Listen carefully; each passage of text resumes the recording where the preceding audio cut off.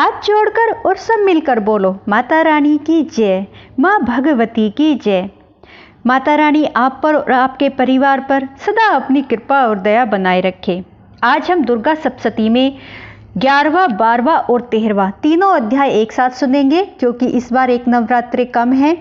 तो पहले हम 11वें अध्याय में देवताओं द्वारा देवी की स्तुति तथा देवी द्वारा देवताओं को वरदान का सारांश सुनेंगे। तो शुरू करते हैं। बोलो जय माता दी। महर्षि मेधा कहते हैं, दैत्यों के मारे जाने पर इंद्र आदि देवता अग्नि को आगे करके कात्यायनी देवी की स्तुति करने लगे। उस समय अभिष्ट की प्राप्ति के कारण उनके मुख खिले हुए थे। देवताओं ने कहा, हे शरणागतों के दुख को दूर करने वाली देवी, तुम प्रसन्न हो। हे संपूर्ण जगत की माता, तुम प्रसन्न हो। विंध्येश्वरी, तुम विश्व की रक्षा करो, क्योंकि तुम इस चर और अचर की ईश्वरी हो। हे देवी, संपूर्ण जगत की आधार रूप हो, क्योंकि तुम पृथ्वी रूप में ही स्थित हो और अत्यंत पराक्रम वाली देवी हो। तुम विष्णु की शक्ति हो और विश्व की बीज परम माया हो, और तुमने ही संपूर्ण जगत को मोहित कर रखा है। तुम्हारे प्रसन्न होने पर ही यह पृथ्वी मोक्ष को प्राप्त होती है। हे देवी, संपूर्ण विद्याएं तुम्हारे ही भिन्न भिन्न शिव रूप हैं। इस जगत में जितनी स्त्रियां हैं वह सब तुम्हारी ही मूर्तियां हैं। एकमात्र तुमने ही इस जगत को व्याप्त कर रखा है। तुम्हारी स्तुति किस प्रकार हो सकती है, क्योंकि तुम परम बुद्धि रूप हो और संपूर्ण प्राणी रूप स्वर्ग और मुक्ति देने वाली हो। अतः इसी रूप में तुम्हारी स्तुति की गई है। तुम्हारी स्तुति के लिए इससे बढ़कर और क्या युक्तियां हो सकती हैं। संपूर्ण जनों के हृदय में बुद्धि रूप होकर निवास करने वाली, स्वर्ग तथा मोक्ष प्रदान करने वाली हे नारायणी देवी, तुमको नमस्कार है। कालाकाष्ठा आदि रूप से अवस्थाओं को परिवर्तन की ओर ले जाने वाली तथा प्राणियों का अंत करने वाली नारायणी, तुमको नमस्कार है। हे नारायणी, संपूर्ण मंगलों के मंगल रूप वाली, हे शिवे, हे संपूर्ण प्रयोजनों को सिद्ध करने वाली, हे शरणागत वत्सला, 3 नेत्रों वाली गौरी, तुमको नमस्कार है। सृष्टि, स्थिति तथा संहारव की शक्ति भूता सनातनी देवी, गुणों का आधार तथा सर्व सुखमयी नारायणी, तुमको नमस्कार है। हे शरण में आए हुए शरणागतों, दीन दुखियों की रक्षा में तत्पर, संपूर्ण पीड़ाओं को हरने वाली हे नारायणी, तुमको नमस्कार है। हे नारायणी, तुम ब्रह्माणी का रूप धारण करके हंसों से जुते हुए विमान पर बैठती हो तथा कूच से अभिमंत्रित जल छिड़कती रहती हो। तुम्हें नमस्कार है। माहेश्वरी रूप से त्रिशूल, चंद्रमा और सर्पों को धारण करने वाली हे महावृषभ वाहन वाली नारायणी, तुम्हें नमस्कार है। मोरों तथा मुकुटों से घिरे रहने वाली महाशक्ति को धारण करने वाली हे कौमारी रूप धारणी निष्पाप नारायणी, तुम्हें नमस्कार है। हे शंख चक्र गदा श्रांग धनुष रूप आयुधों को धारण करने वाली वैष्णवी शक्ति रूपा नारायणी, तुम हम पर प्रसन्न हो। तुम्हें नमस्कार है।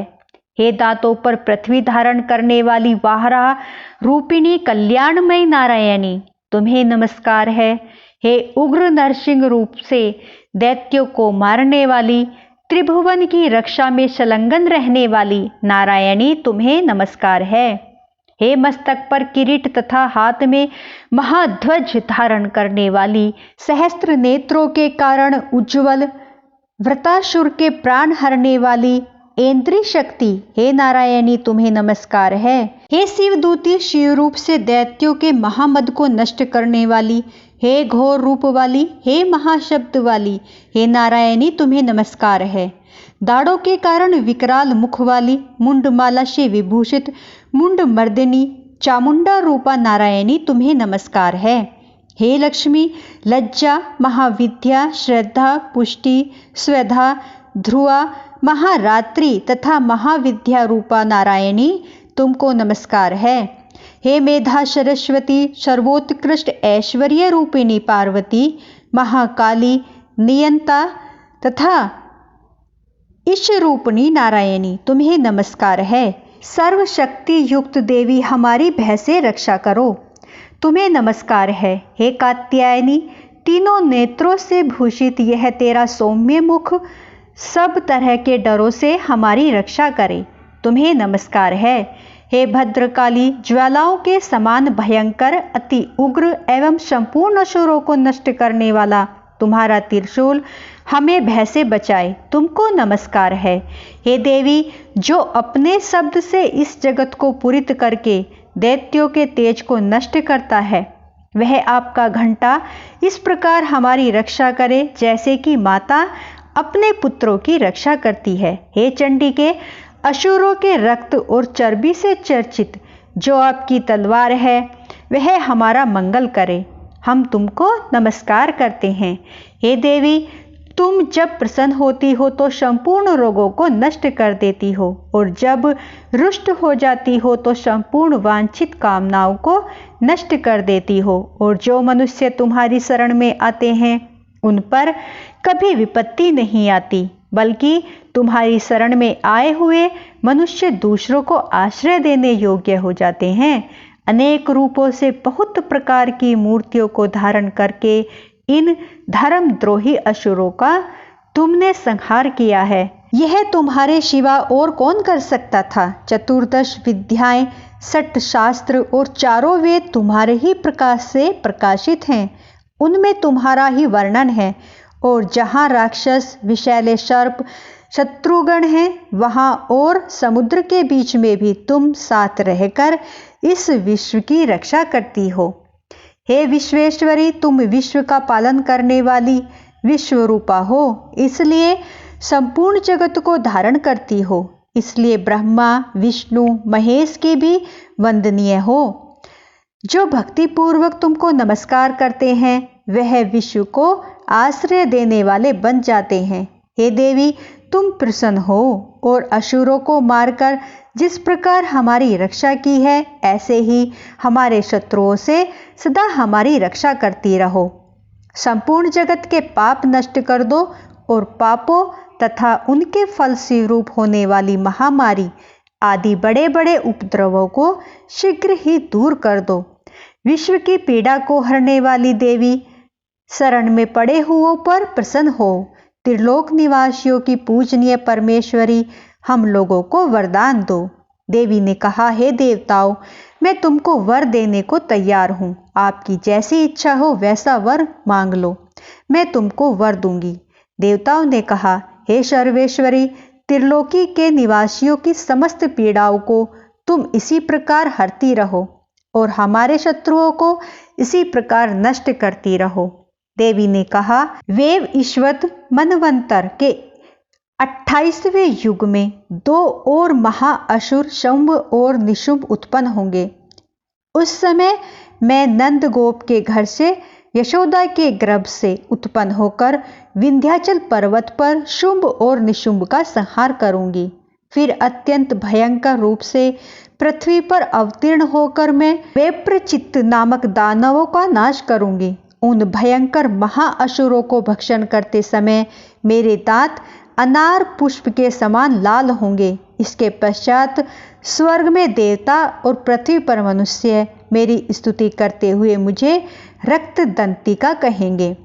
फिर जब 100 वर्षा न होगी तो मैं ऋषियों के स्तुति करने पर आयोनिच नाम से प्रकट होंगी और अपने 100 नेत्रों से ऋषियों की ओर देखूंगी। अतः मनुष्य शताक्षी के नाम से मेरा कीर्तन करेंगे। उसी समय मैं अपने शरीर से उत्पन्न हुए प्राणों की रक्षा करने वाले शाकों द्वारा सब प्राणियों का पालन करूंगी और तब इस पृथ्वी पर शाकंभरी के नाम से विख्यात होंगी।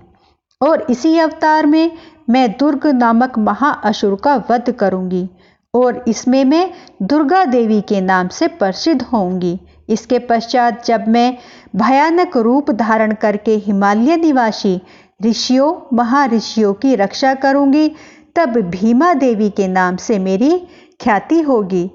और जब फिर अरुण नामक असुर तीनों लोकों को पीड़ित करेगा, तब मैं असंख्य भ्रमरों का रूप धारण करके उस महादैत्य का वध करूंगी। तब स्वर्ग में देवता और मृत्यु लोक में मनुष्य मेरी स्तुति करते हुए मुझे भ्रामरी नाम से पुकारेंगे। इस प्रकार जब जब पृथ्वी राक्षसों से पीड़ित होगी तब तब मैं अवतरित होकर शत्रुओं का नाश करूंगी। तो बोलो जय माता दी। अब हम 12वां अध्याय सुनेंगे। इसमें हम देवी चरित्रों के पाठ का महात्म्य सुनेंगे। तो शुरू करते हैं। देवी बोली, हे देवताओं, जो पुरुष इन स्तोत्रों द्वारा एकाग्रचित होकर मेरी स्तुति करेगा उसके संपूर्ण कष्टों को निसंदेह हर लूंगी। मधुकैटभ के नाश, महिषासुर के वध और शुंभ तथा निशुंभ के वध की जो मनुष्य कथा कहेंगे, मेरे महात्म्य को अष्टमी, चतुर्दशी तथा नवमी के दिन एकाग्रचित से भक्ति पूर्वक सुनेंगे, उनको कभी कोई पाप न रहेगा। पाप से उत्पन्न हुई विपत्ति भी उनको न सताएगी। उनके घर में दरिद्रता न होगी और न उनको प्रियजनों का बिछोह होगा। उनको किसी प्रकार का भय न होगा। इसलिए प्रत्येक मनुष्य को भक्ति पूर्वक मेरे इस कल्याणकारक महात्म्य को सदा पढ़ना और सुनना चाहिए। मेरा यह महात्म्य महामारी से उत्पन्न हुए संपूर्ण उपद्रवों को एवं 3 प्रकार के उत्पातों को शांत कर देता है। जिस घर व मंदिर में या जिस स्थान पर मेरा यह स्तोत्र विधि पूर्वक पढ़ा जाता है, उस स्थान का मैं कभी त्याग नहीं करती और वहां सदा ही मेरा निवास रहता है। बलिदान, पूजा, होम तथा महोत्सव में मेरा यह चरित्र उच्चारण करना तथा सुनना चाहिए। ऐसा हवन या पूजन मनुष्य जानकर या बिना जाने करे, मैं उसे तुरंत ग्रहण कर लेती हूँ।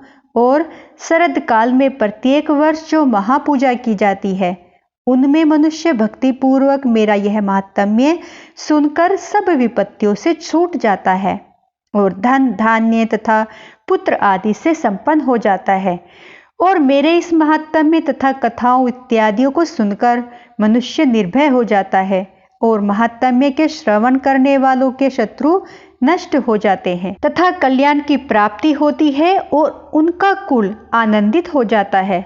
सब कष्ट शांत हो जाते हैं तथा भयंकर स्वप्न दिखाई देने तथा घरेलू दुख इत्यादि सब मिट जाते हैं।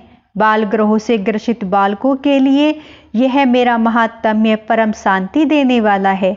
मनुष्यों में फूट पड़ने पर भी यह भली भांति मित्रता करवाने वाला है।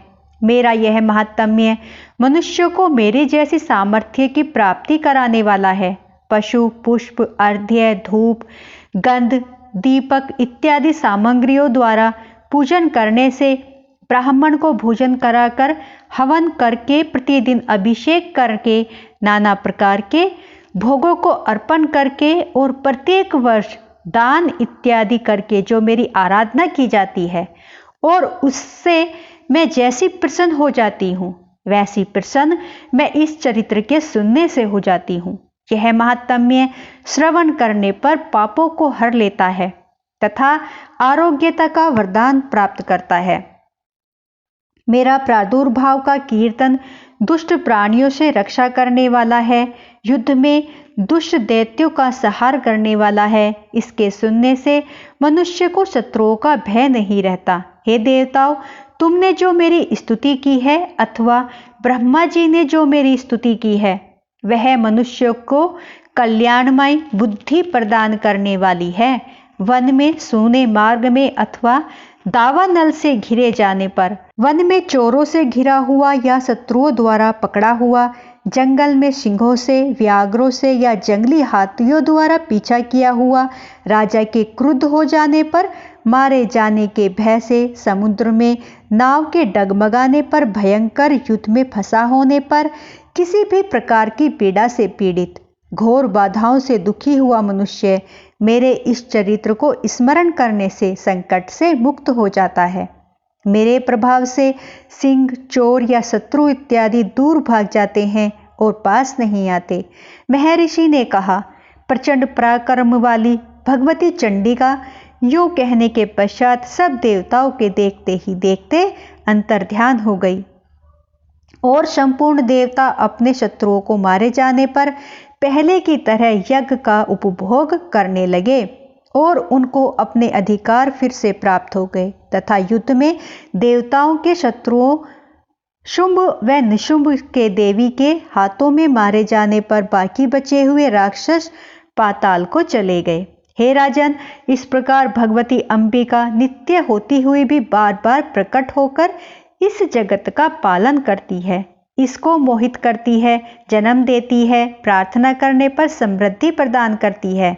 हे राजन, भगवती ही महाप्रलय के समय महामारी का रूप धारण करती है और वही संपूर्ण ब्रह्मांड में व्याप्त है। वही भगवती समय समय पर महाकाली तथा महामारी का रूप बनाती है और स्वयं अजन्मा होते हुए भी सृष्टि के रूप में प्रकट होती है। वह सनातनी देवी प्राणियों का पालन करती है और वही मनुष्य के अभ्युदय के समय घर में लक्ष्मी का रूप बनकर स्थित हो जाती है तथा अभाव के समय दरिद्रता बनकर विनाश का कारण बन जाती है। पुष्प, धूप, गंध आदि से पूजन करके उसकी स्तुति करने से वह धन एवं पुत्र देती है और धर्म में शुभ बुद्धि प्रदान करती है। तो बोलो जय माता दी। अब हम 13वां अध्याय सुनेंगे। इसमें हम राजा सुरथ और वैश्य को देवी का वरदान का सारांश सुनेंगे। तो शुरू करते हैं। बोलो जय माता दी। महर्षि मेधा ने कहा, हे राजन, इस प्रकार देवी के उत्तम महात्म्य का वर्णन मैंने तुमको सुनाया। जगत को धारण करने वाली इस देवी का ऐसा ही प्रभाव है। वही देवी ज्ञान को देने वाली है और भगवान विष्णु के इस माया के प्रभाव से तुम और यह वैश्य तथा अन्य विवेकी जन मोहित होते हैं और भविष्य में मोहित होंगे। हे राजन, तुम इसी परमेश्वरी की शरण में जाओ। यही भगवती आराधना करने पर मनुष्य को भोग, स्वर्ग तथा मोक्ष प्रदान करती है। मार्कंडेय जी ने कहा, महर्षि मेधा की यह बात सुनकर राजा सुरथ ने उन उग्र व्रत वाले ऋषि को प्रणाम किया और राज्य के छिन जाने के कारण उसके मन में अत्यंत ग्लानि हुई और वह राजा तथा वैश्य तपस्या के लिए वन में चले गए और नदी के तट पर आसन लगाकर भगवती के दर्शनों के लिए तपस्या करने लगे। दोनों ने नदी के तट पर देवी की मूर्ति बनाई और पुष्प, धूप, दीप तथा हवन द्वारा उसका पूजन करने लगे। पहले उन्होंने आहार को कम कर दिया, फिर बिल्कुल निराहार रहकर भगवती में मन लगाकर एकाग्रता पूर्वक उसकी आराधना करने लगे। वह दोनों अपने शरीर के रक्त से देवी को बलि देते हुए 3 वर्ष तक लगातार भगवती की आराधना करते रहे। 3 वर्ष के पश्चात जगत का पालन करने वाली चंडिका ने उनको प्रत्यक्ष दर्शन देकर कहा, देवी बोली, हे राजन तथा अपने कुल को प्रसन्न करने वाले वैश्य, तुम जिस वर की इच्छा रखते हो वह मुझसे मांगो। वह वर मैं तुमको दूंगी क्योंकि मैं तुम पर अत्यंत प्रसन्न हूँ। मार्कंडेय जी कहते हैं, यह सुन राजा ने अगले जन्म में नष्ट न होने वाला अखंड राज्य और इस जन्म में बलपूर्वक अपने शत्रुओं को नष्ट करने के पश्चात अपना पुनः राज्य प्राप्त करने के लिए भगवती से वरदान मांगा और वैश्य ने भी उसका चित्त संसार की ओर से विरक्त हो चुका था। भगवती से अपनी ममता तथा अहंकार रूप आसक्ति को नष्ट कर देने वाले ज्ञान को देने के लिए कहा। देवी ने कहा, हे राजन, तुम शीघ्र ही अपने शत्रुओं को मारकर पुनः अपना राज्य प्राप्त कर लोगे। तुम्हारा राज्य स्थिर रहने वाला होगा। फिर मृत्यु के पश्चात आप सूर्य देव के अंश से जन्म लेकर शार्वणिक मनु के नाम से इस पृथ्वी पर ख्याति को प्राप्त करोगे। हे वैश्य, कुल में श्रेष्ठ, आपने जो मुझसे वर मांगा है वह मैं आपको देती हूँ। आपको मोक्ष को देने वाले ज्ञान की प्राप्ति होगी।